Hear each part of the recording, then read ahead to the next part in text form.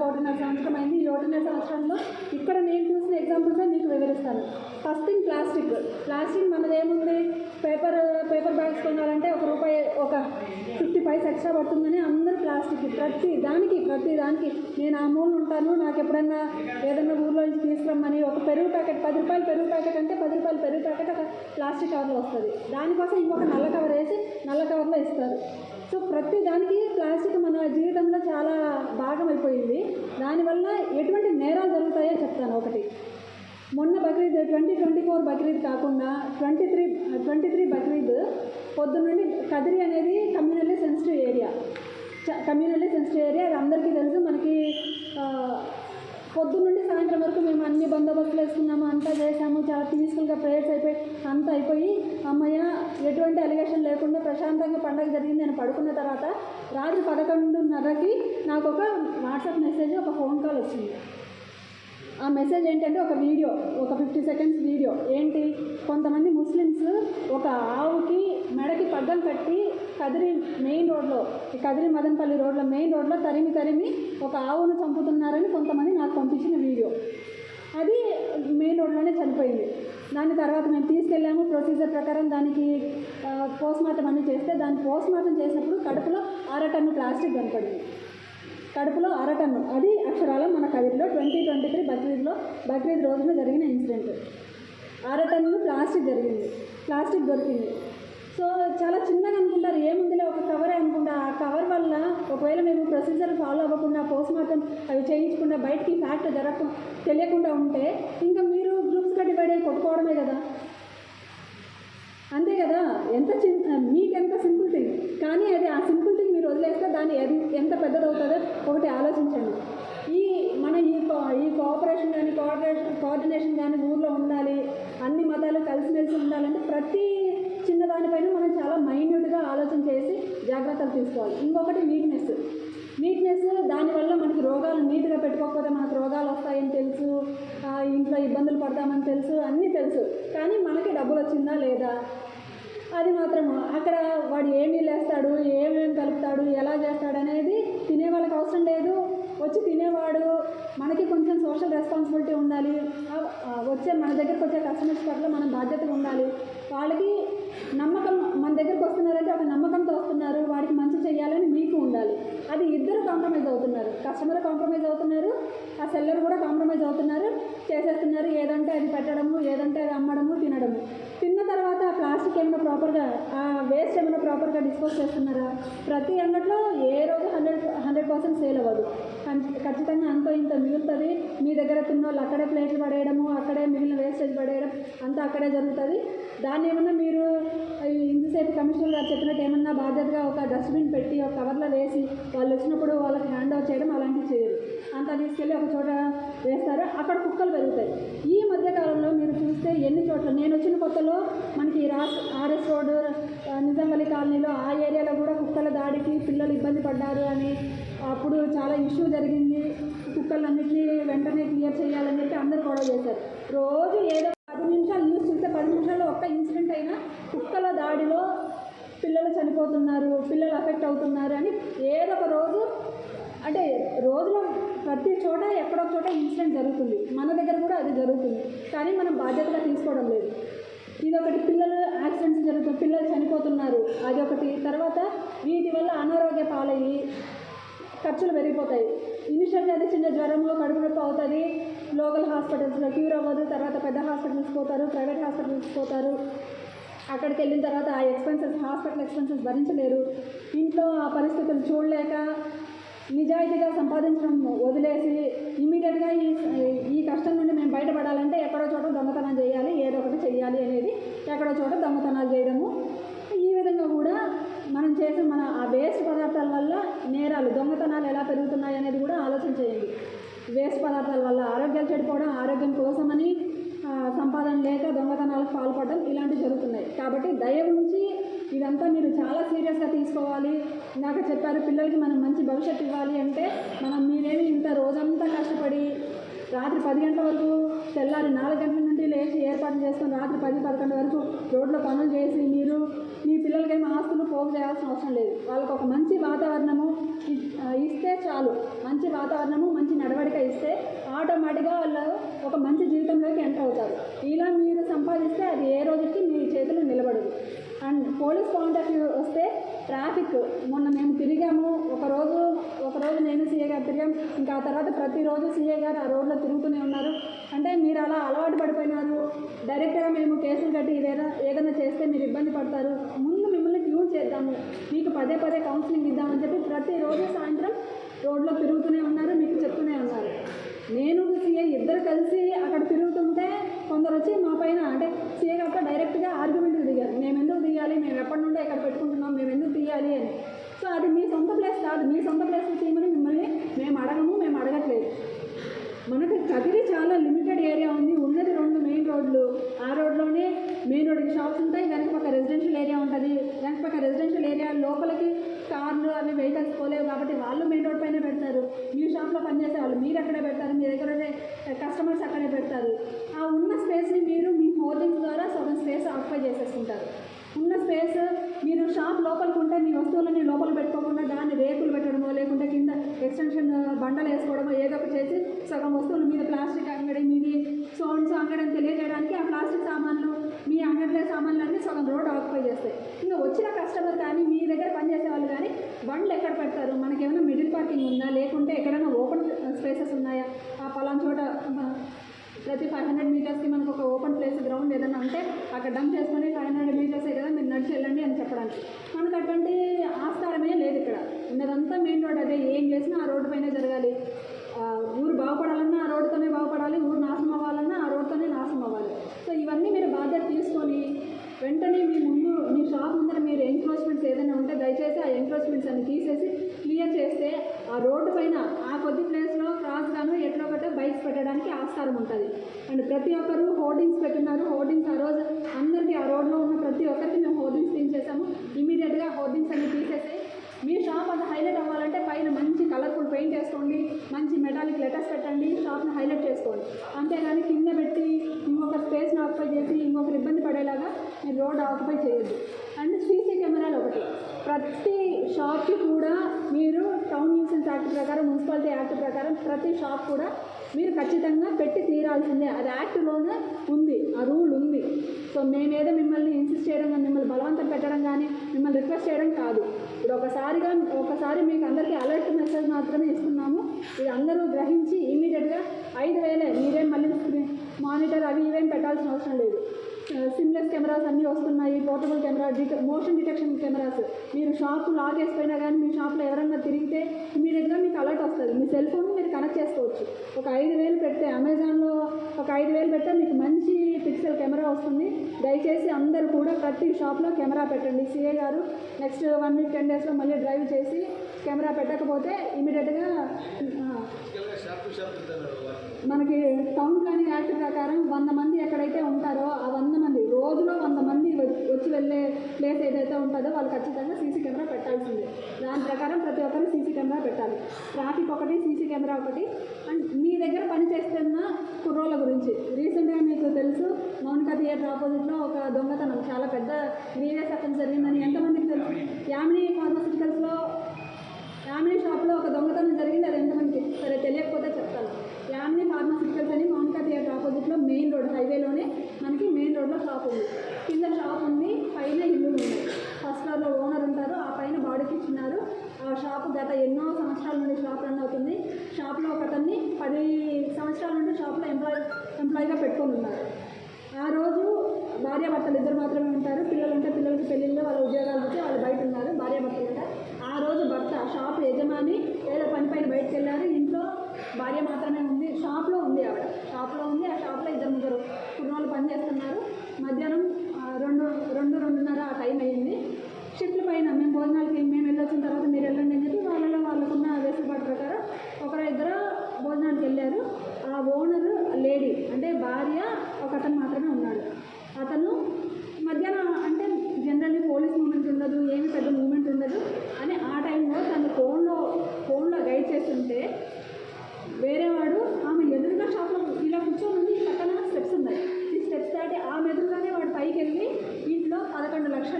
11 లక్షలు క్యాష్, 3 కేజీలు సిల్వర్.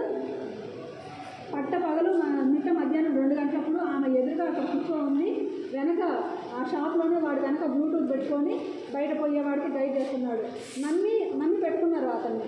ఇంట్లో మనిషిలాగా, ఇంకా పిల్లలు లేరు కాబట్టి వీళ్ళే ఇంట్లో మనిషిలాగా పైకి కిందికి తిరుగుతుంటారు. ఇంట్లో ప్రతి అనుమానము వాళ్ళకి తెలుసు. ఎక్కడ బీగాలు పెడతారు, ఎక్కడ డబ్బులు పెడతారు, ఏంటి అని అన్నీ తెలుసు.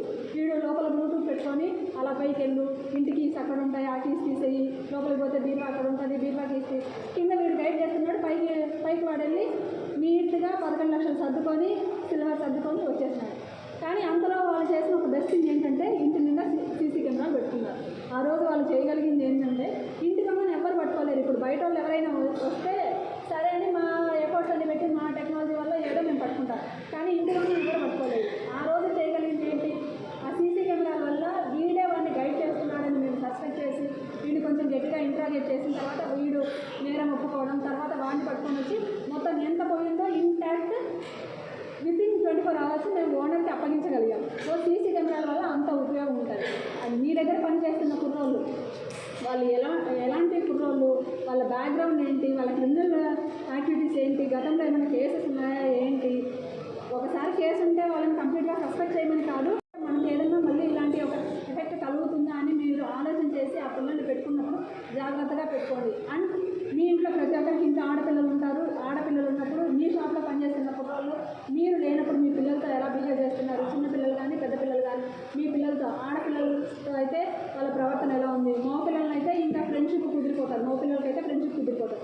జనరల్గా ఇలా పని చేసుకునే వాళ్ళకి అన్ని రకాల వ్యసనాలు, అందరికీ అని నేను చెప్పను, కనీసం ఒక 10% వాళ్ళకైనా కొన్ని వ్యసనాలు ఉంటాయి. ఆ వ్యసనాలు మెల్లమెల్లగా మీ పిల్లలకి కూడా అవి అలవాటైపోయి పిల్లలు మీరు కష్టపడిందంతా వృధా అయిపోతుంది. పిల్లలు ఆ వ్యసనాలకు అలవాటు పడిపోవడం, మళ్ళీ ఇట్లాంటి దొంగతనాలు చేయడము, లేకుంటే బయట ఏదైనా నేరాలు చేయడం ఇలాంటివి చేస్తుంటారు. కాబట్టి మీరు ఎవరినైతే మీ దగ్గర పని పెట్టుకుంటారో అలాంటి వాళ్ళని ఖచ్చితంగా ఒక కంట కనిపెట్టు ఉండండి.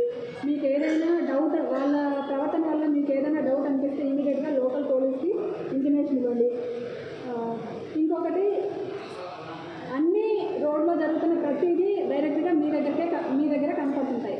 ఎవరైనా షాప్ దగ్గరకు వచ్చినప్పుడు ఒక కస్టమర్కి ఆల్రెడీ మీరు చూస్తూ ఉంటారు, వాళ్ళు ఏదైనా వస్తువులు అడిగితే ఆ వస్తువులు ఇస్తూ ఉంటారు.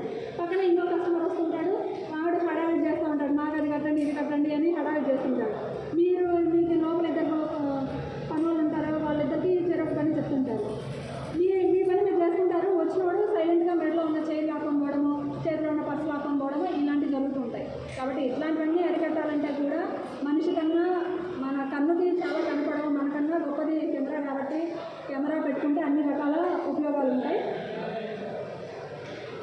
అండ్ సైబర్ ఫ్రాడ్స్ జనరల్గా ఇప్పుడు బాబు కాస్త సైలెంట్గా ఉన్నాము,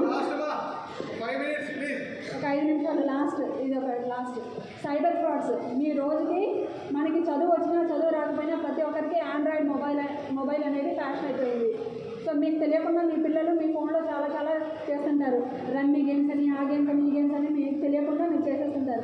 ఒక ఏటీఎం కార్డు వాడడం కూడా మీకు చేత కాదు, కానీ ఏటీఎం కార్డు ఒక్కొక్కరికి 4-5 అకౌంట్స్ ఉంటాయి, 4-5 ఏటీఎం కార్డ్స్ ఉంటాయి. మీరు ఏటీఎం దగ్గరికి వెళ్ళినప్పుడు వీళ్ళ సహాయం తీసుకొని చేస్తుంటారు. వాడెవడో మీకు ఒక కార్డు ఇచ్చి ఇంకో కార్డు మార్చేసి అట్లాంటివి సపరేట్ కూడా జరుగుతుంటాయి. మీ దగ్గర మీరు చాలా వరకు అందరూ ఇప్పుడు డీలర్స్ వస్తూ ఉంటారు, మీకు ఈ ప్రోడక్ట్స్ అన్ని డెలివర్ చేయడానికి డీలర్స్ వస్తుంటారు.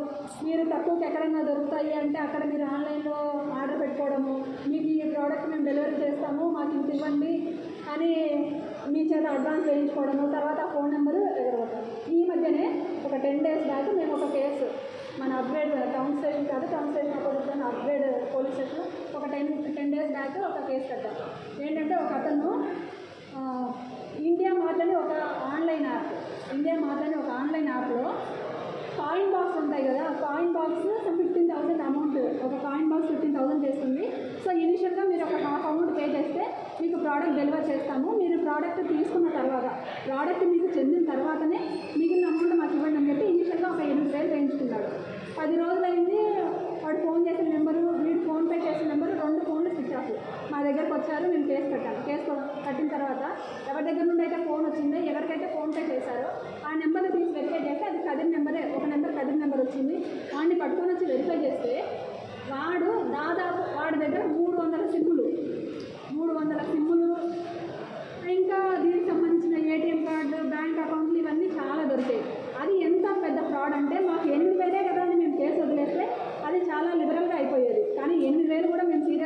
సమాచారంతో వాడిని వెరిఫై చేస్తే వాడు ఇట్లా ఒక షెల్ కంపెనీ లాగా ఒకటి పెట్టుకొని అందరికీ నేను డెలివరీ చేస్తానని అందరి దగ్గర అకౌంట్లో డబ్బులు వేయించుకోవడం, వాళ్ళ దగ్గర ఆ డబ్బులు వేయించుకున్న తర్వాత ఆ సిమ్ డిస్కార్డ్ చేయడం, బ్యాంకులతో కుమ్మక్కైపోయి మీ దగ్గరికి ఎవరైనా ఒక అకౌంట్ ఓపెనింగ్ వస్తే దయవుంచి కాసేపు అందరూ కూర్చోండి. ఇది మేమేం ఊరికే పనిలేదు కాదు మీకు చెప్పేది. బయట నువ్వు కానిస్టేబుల్స్ ఎవరున్నారు అందరినీ లోపల కూర్చోండి. సీఏ గారు చెప్పండి, కానిస్టేబుల్స్ అకౌంట్ కోసం డీటెయిల్స్ ఇస్తే వాడు 4-5 అకౌంట్లు ఓపెన్ చేసి ఆ అకౌంట్ డీటెయిల్స్ అన్ని వీళ్ళకి ఇవ్వడం, ఆ అకౌంట్లోకి వీళ్ళు డబ్బులు వేయించుకోవడం. ఇలా మొత్తానికి 200-500 దాదాపు 8,000 రూపాయలకి మేము 60 లక్షలు అతని అకౌంట్లో మేము ఫ్రీజ్ చేసాం. 8,000 కోసం మాకు కంప్లైంట్ వస్తే, మాకు 8,000 పోయిందని కంప్లైంట్ వస్తే 60 లక్షల అకౌంట్లో ఫ్రీజ్ చేసాం. సో ఇవన్నీ మీకు తెలిసి తెలియక చాలా జరుగుతుంటాయి.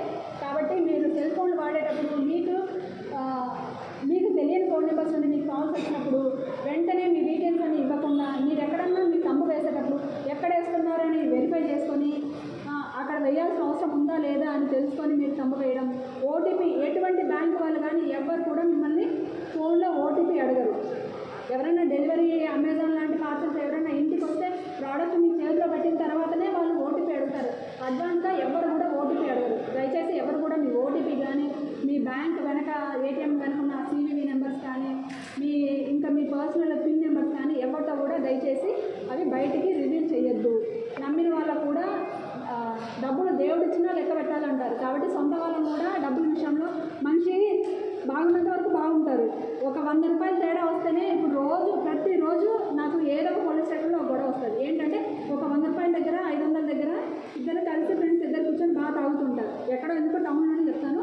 ఒక 10 days బ్యాక్ మన జీవన్ సర్కిల్లో ఆటోలో వాళ్ళిద్దరు ఎప్పటి నుండో చాలా క్లోజ్ ఫ్రెండ్స్. ఆ ఫ్రెండ్షిప్ నిమిత్తము వాడు ఏదో తాగడానికి పోయి 500 అడిగితే, రోజు ఏంద్రా నేను కష్టపడి సంపాదించి నీకు డబ్బులు ఇచ్చేలేండి అని చెప్పి ఆటోవాడు బలవంతంగా ఆటోలు వెనక ఎక్కించుకొని వాడి ఇంటి దగ్గర డ్రాప్ చేయాలని చూశాడు. వాడు ఆ ఆటో దిక్కుండా తాగిన వాడికి సరిపోలేదు, నాకు ఇంకా కావాలి, నువ్వు ఇంకొక 500 అని చెప్పి వాడిని సతాయించడంతో వాడి పోరు తట్టుకోలేక పక్కన ఒక రీపర్ ఉంటే చక్కెర రీపర్ ఉంటే అట్లీస్ట్ కలగలుగుతాడు. వాడు చేస్తే ఎవరిది బాధ్యత? టౌన్లోనే మనకి ఈ మధ్య జరిగింది. సో ఇట్లాంటి మనకు తెలుసా తెలియక చాలా ఇన్సిడెంట్స్ జరుగుతున్నాయి. మీరు పొద్దున్నుండి సాయంత్రం వరకు మీరు చేసిన బిజినెస్ అమౌంట్ ఊరికే అట్లా లాకర్లో వదలకుండా ఎప్పటికప్పుడు మీరు బ్యాంక్లో డిపాజిట్ చేసుకోవడము, లేదంటే ఒక ఇంట్లో ఒక ఐరన్ సేఫ్ పెట్టుకొని ప్రాపర్గా దానికి లాక్ వేసుకొని ఆ లాక్స్ జాగ్రత్తగా, మరి లాక్ పక్కన పెట్టకుండా ఆ లాక్స్ జాగ్రత్తగా పెట్టుకోవడం. సో ఇవన్నీ కూడా అన్నీ మనకు తెలిసే చేస్తుంటాము. కొంచెం ఒళ్ళు దగ్గర పెట్టుకొని జాగ్రత్తగా ఉంటే ఇటువంటి అన్ని అఫెన్సెస్ మనం కంట్రోల్ చేయొచ్చు.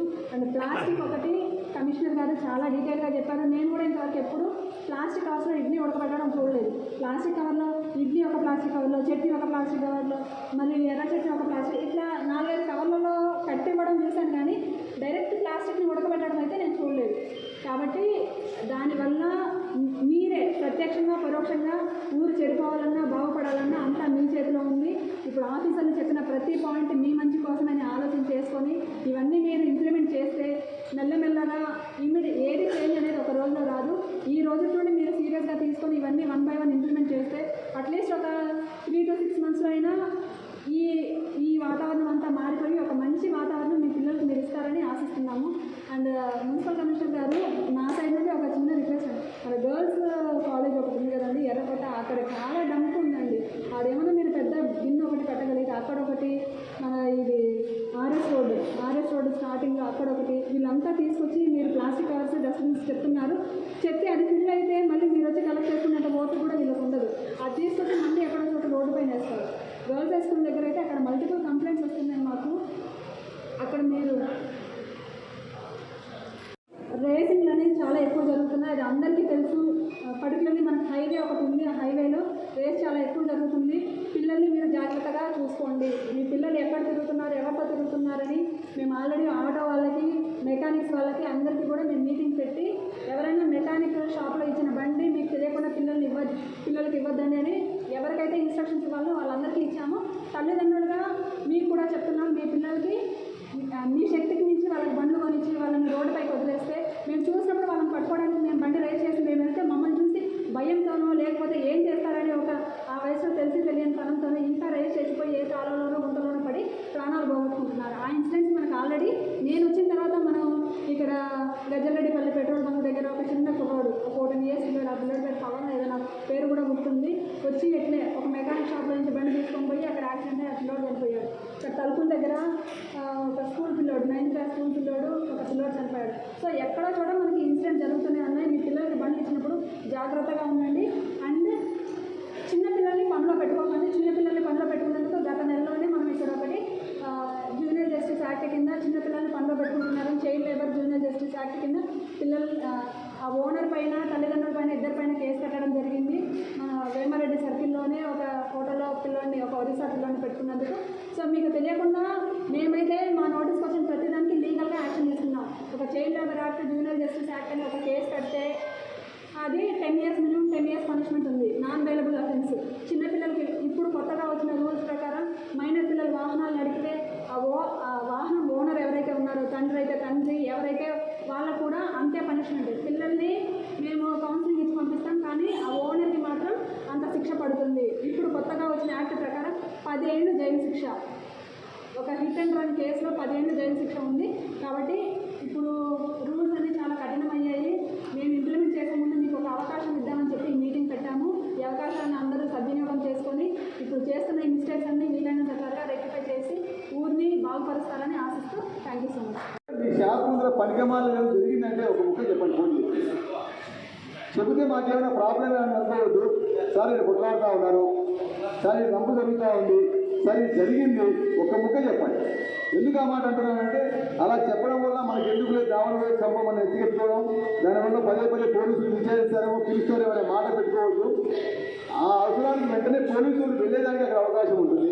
తర్వాత ప్రతి షాపు వాళ్ళు కూడా మీరు కానీ ఓనర్స్ కానీ మేనేజర్స్ కానీ సేల్స్ బాయ్స్ కానీ గర్ల్స్ కానీ ఒక క్లియర్ కట్గా చెప్పి అమ్మ ఆ ట్రాఫిక్ విషయంలో ప్రతి వెహికల్ ముందు లోపల పెట్టుకోమని చెప్పండి అని దయచేసి రిక్వెస్ట్ చేయండి.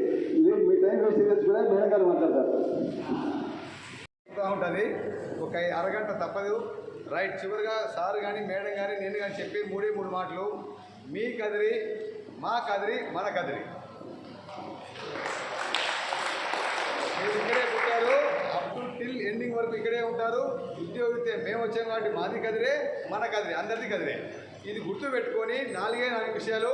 నెంబర్ 1, ట్రాఫిక్ విషయంలో దయచేసి ఈ రోజు నుండి మీరు మీ యొక్క పిల్లలకు షాపులో ఉన్న వాళ్ళకు మీరు పదే అడ్డం లేకుండా పెట్టండి అని రివ్యూ చేయడం అనేది మా యొక్క ప్రధాన విన్నపం.